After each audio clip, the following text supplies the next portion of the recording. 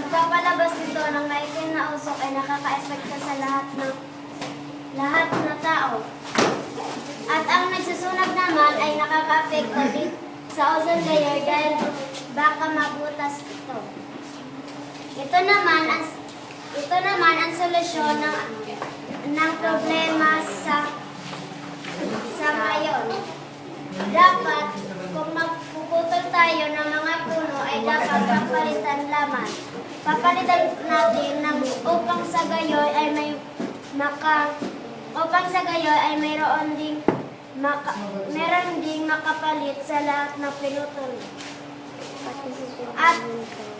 At pagbabala sa lahat ng mga tao na huwag tumapon ng tubig ng basura sa tubig upang maging maganda at malinis ito.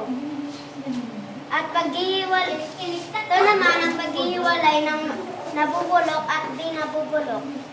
Maganda itong halimbawa upang